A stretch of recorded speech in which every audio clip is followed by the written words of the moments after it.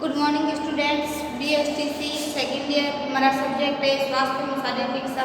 कल हम इसके अंतर्गत जो स्वास्थ्य और शारीरिक शिक्षा का जो तीसरा टॉपिक था कि विद्यालय में जो सुविधाजनक अवसर बनाने की खोज के बारे में पढ़ रहे थे अपन।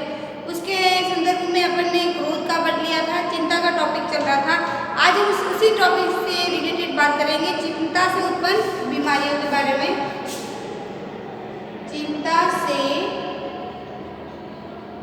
उत्पन्न बीमारियां, यानी चिंता आपको मैंने बताया था चिंता के बारे में कि जैसे जीव को वृक्ष को अग्नि जलाती है, वैसे ही जीव को चिंता जलाती है।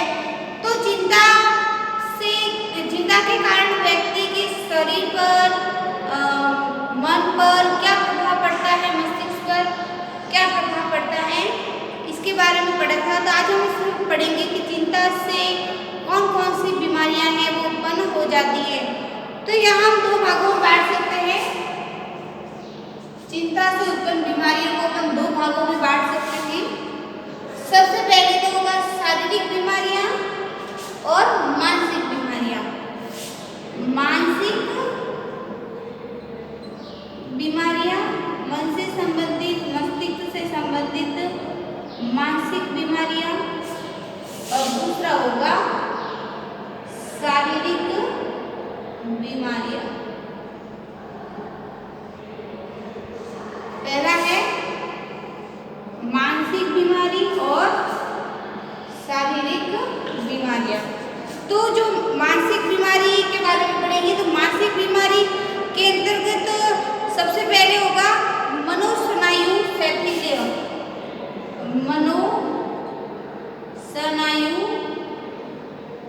जो मनोस्नायु है शैथिल्य, ये क्या होता है? मनोस्नायु शैथिल्य यह एक मानसिक असामान्यता है जो निरंतर होने वाले जो संवेगात्मक तनावों के फलस्वरूप उत्पन्न हो जाती है। यानी मस्तिष्क के अंतर्गत जो विचार की जो क्षमता है, सोचने जानने की क्षमता है कि किस कार्य को किस प्रकार से किया जाए, कैसे करना है, किस समय में किया जाए, ये जो इच्छा शक्ति है वो पूर्णतः इसमें लुप्त हो जाती है। व्यक्ति जो कार्य करता है उसको होश ही नहीं रहता कि वो कौन सा कार्य कर रहा है और क्यों कर रहा है, उसके बारे में उसको किसी चीज का पता नहीं चलता। यह बीमारी यह व्यक्ति में दीर्घकालीन मानसिक और शारीरिक थकान होने के कारण व्यक्ति अत्यधिक चिड़चिड़े स्वभाव का हो जाता है और वह सुस्त हो जाता है। उसकी विचार श्रृंखला भी शत विकसित हो जाती है। जैसे मैंने आपको बताया, हर काम में सुस्ती लगेगी, उसकी जो सोचने विचारने की जो क्षमता है वो भी धीरे धीरे कम होती रहेगी। इस रोग का प्रमुख लक्षण है थकान, सिर दर्द। इस रोग का जो लक्षण है थकान, सिर दर्द,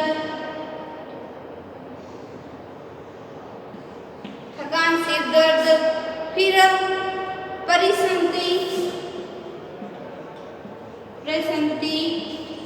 और भी है अजीर्ण या मंदाग्नि, विषाद, अनिद्रा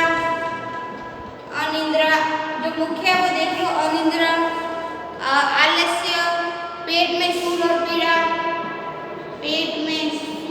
पीड़ा,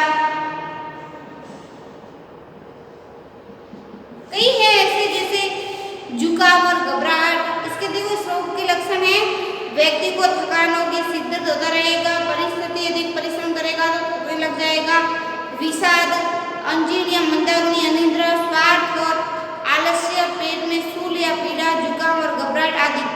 ये अधिक चिंतित और जकी हो जाया करते हैं। ऐसे व्यक्ति होते हैं वो अधिक चिंतित होते रहते हैं और हर बात पे गुस्सा दिखाने लगते हैं, हर बात को वो तनाव में ले लेते हैं।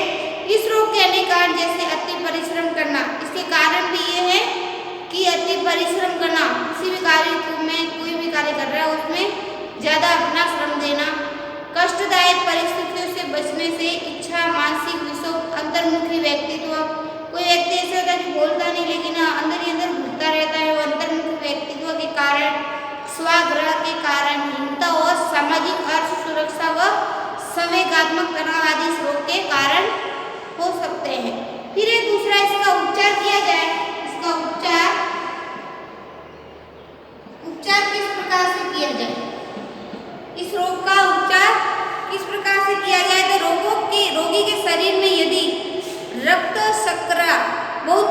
गई हो, ब्लड शुगर यदि उसके शरीर में कम हो गई हो तो एंट्रोपिन, तो कौन सा होगा एंट्रोपिन,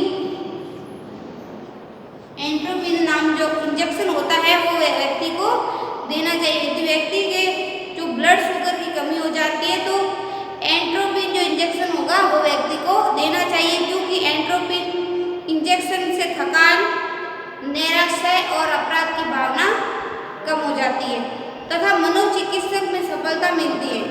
रोगी को विश्राम अधिक करना चाहिए, अपनी शक्ति नष्ट नहीं करनी चाहिए, वह उत्तेजित होने वाली परिस्थितियों से बचना चाहिए कि बात बात पर उसको किसी चीज़ से उसको गुस्सा आ जाता है, उत्तेजित हो जाता है, तो ऐसी परिस्थितियों से बचना चाहिए और पौष्टिक भोजन खाना चाहिए व नशीले पदार्थों का सेवन नहीं करना चाहिए। जो मनोवैज्ञानिक जो प्रविधियां हैं जैसे सम्मोहन, मुक्त साहचर्य, वैज्ञानिक साक्षात्कार और मनोविश्लेषण आदि का भी इसका हमें उपचार किया जा सकता है। इन विधियों के द्वारा भी उपचार संभव हो सकता है। दूसरा है चिंता शोभोन्माद।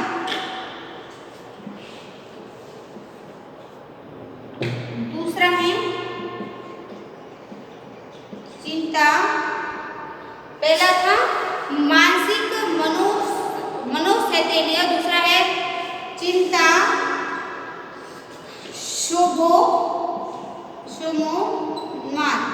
शोभोन्माद।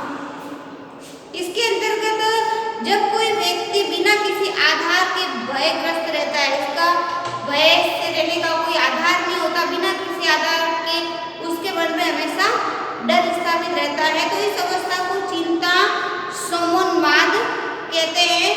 इसमें किसी वस्तु या परिस्थिति के प्रति आरोपित चिंता को अभिव्यक्त चेतन रूप से होती है और जिसके पीछे दमित काम भावना संबंधी कारक होते हैं कि इसको चिंता किस भय के कारण होती है। जो भय हो रहा है वो दमित रहता है, छुपा हुआ रहता है। इस रोगों को में भय बच्चों में ज़्यादा रहता है। ये जो रोग होते हैं ये बच्चों में ज़्यादा होते हैं, स्थायी रहते हैं। उसके द्वारा उन भयों को निराकरण नहीं किया जाएगा तो बच्चा जब से बड़ा होगा और जब तक युवा होगा तब तक वो भय उसके मन में बैठा रहेगा, स्थायी रह जाएगा। यदि इसका समय पर निदान नहीं होता तो इसमें आत्महत्या की प्रवृत्तियां हैं वो भी उत्पन्न हो जाती हैं तथा अंत में वो अपना जीवन भी समाप्त कर सकता है। इसके उपचार क्या होंगे? इसका क्या उपचार होगा? चिंता शोभोन्माद जो के उपचार की जो मनोवैज्ञानिक प्रविधियां हैं जैसे मुक्त साहचर्य विधि, सम्मोहन विधि, इसमें मुक्त साहचर्य विधि,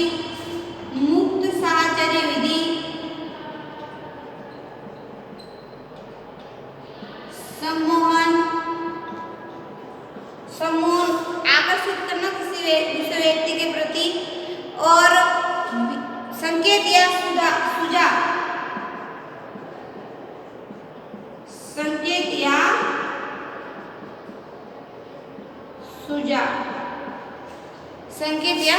सुझाव या पुनः शिक्षण आदि के जो मनोवैज्ञानिक जो प्रविधियां है उसके द्वारा इसका उपचार कर सकते हैं। फिर है धूम्रपान की आदत। तीसरा है धूम्रपान की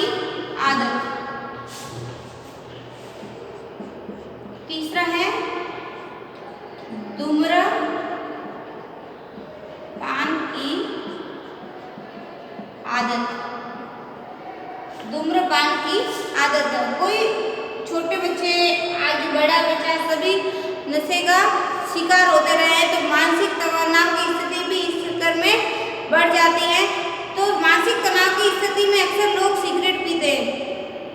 जब कोई व्यक्ति देखो किसी भी तनाव में या किसी चिंता से ग्रस्त हो जाता है तो व्यक्ति नशे का सेवन करने लगता है। शराब वगैरह की जो ऐसी नशीले पदार्थ है उनका सेवन करने लग जाता है। ये आदतें फिर धीरे धीरे एक बार सेवन किया, 2 बार किया, 3 बार किया, फिर धीरे धीरे वो सेवन करना उनकी क्या बन जाता है, हैबिट बन जाता है।